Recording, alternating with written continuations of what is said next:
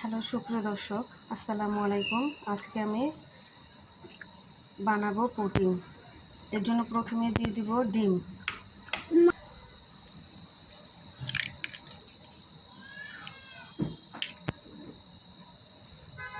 ডিমটা আমার ভাঙা শেষ। এখন আমি একটু ফেটিয়ে নেব। এখন আমি এখানে হাফ লিটার দুধ জাল করে নেব। পরিমাণ মতো চিনি দিয়ে দিব। আপনার পছন্দ মতো চিনি দিয়ে নেবেন, যে যতটুক মিষ্টি পছন্দ করেন।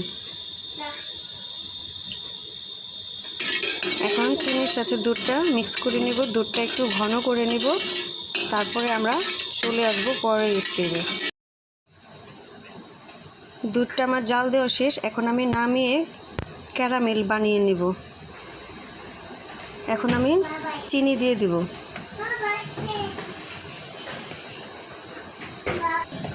হালকা মিডিয়াম আঁচে আমি ক্যারামেলটা বানিয়ে নেব। ক্যারামেলটা হয়ে গেছে। এখন আমি একটা স্টিলের বাটিতে ঢেলে নিব। ঢেলে পুরোটা মাখিয়ে নেব। ক্যারামেলটা হয়ে গেছে। এখন আমি দুধটা ঢেলে নেব। তখন ভ্যানিলা এসেন্স দেওয়ার কথা ভুলে গিয়েছিলাম, মিস্টেক হয়ে গেছে। এখন আমি দিয়ে নিব হাফ চা চামচ, দিয়ে ভালোভাবে মিশিয়ে নেব। তারপরে দুধ ঢেলে দেব। এখন দুধের মধ্যে ডিমটা ঢেলে দেব। ঢেলে মিক্স করে নেব। এখন আমি মিক্স করে নেব।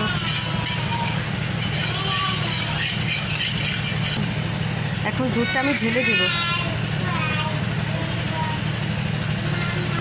ঢালা শেষ। এখন আমি ঢেকে নেব। চুলায় আমি আগে থেকেই একটা কড়াই বসিয়ে দিয়েছি।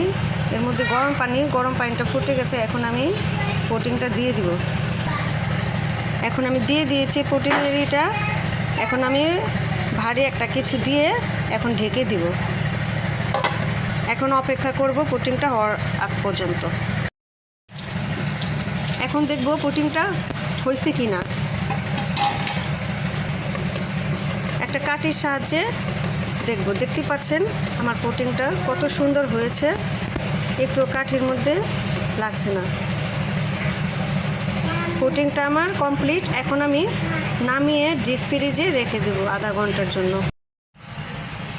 পুডিংটা আমার ঠান্ডা হয়ে গেছে। এখন আমি প্লেটে নামিয়ে নেব। আগে একটু সাইডটা ছাড়িয়ে নেব একটা ছুরির সাহায্যে। দেখতেই পাচ্ছেন কত সুন্দর হয়েছে।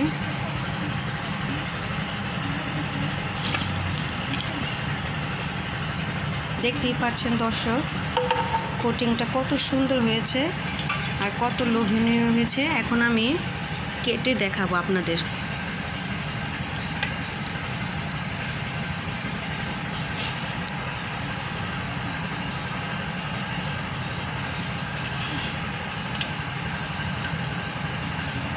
দেখতেই পাচ্ছেন কত সুন্দর হয়েছে পুডিংটা। যদি ভিডিওটি ভালো লাগে তো লাইক করবেন, কমেন্ট করবেন, শেয়ার করে দেবেন। খুবই টেস্ট হয়েছে, খুবই। তো সবাই ভালো থাকবেন, সুস্থ থাকবেন। আল্লাহ হাফেজ।